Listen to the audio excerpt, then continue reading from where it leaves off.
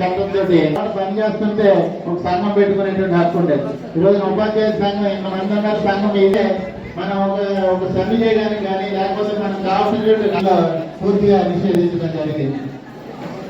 ఒకవేళ అట్లాగే ఏదైనా సమ్మె కానీ లేదనుకుంటే మనం ఒక యాక్సిడెంట్ కానీ పెంచాలి కానీ వీళ్ళు కానీ భరించమని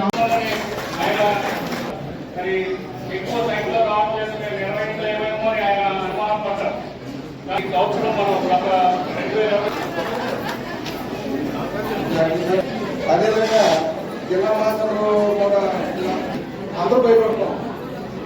మా అధ్యక్షుడు శ్రీధర్ గారు అయితే నిర్వహించలేము అసలు కానీ గౌరవాధ్యక్షులు నేనే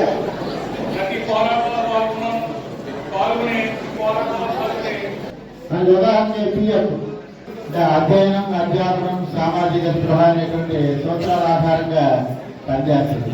ఉపాధ్యాయుడిగా ఉండాల్సిందే అధ్యయనం ఉండాలి, అధ్యాపనం బాధలు చేయాలి, అట్లాగే సమాజానికి అవసరమైనటువంటి సహాయ సహకారాలు అందించాలనేటువంటి కృత నిశ్చయంతో పనిచేస్తాడు. మరి దాంట్లో భాగంగానే ఈ మధ్యకాలంలో మరి ప్రభుత్వ విద్యారంగం పూర్తిగా అంతరించిపోయేటువంటి పరిస్థితులు కనిపిస్తూ ఉన్నాయి.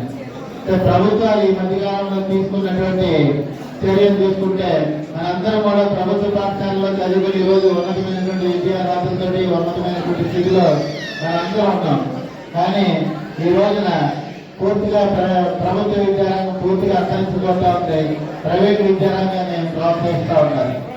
ప్రైవేట్ విద్యారంగం అంటే మనకి కొంత ఫలితాలు ఆహ్లాదకరంగా అందంగా కనిపించవచ్చు. కానీ మరి విద్యార్థి యొక్క సర్వతోముఖాభివృద్ధికి అట్లాగే ఒక మంచి పౌరుడుగా ఈ రోజు విద్యార్థిని తీర్చిదిద్దేటువంటి పరిస్థితులు ఉన్నాయని అంటే ఈ రోజున చిన్నప్పటి నుంచి కాన్వెంట్లో చదువుకుని అక్కడ చదువుకున్నటువంటి విద్యార్థి ఈ రోజున మన బంధువులు ఎవరో తెలియదు, వాళ్ళతో ఎలా మాట్లాడాలో తెలియదు.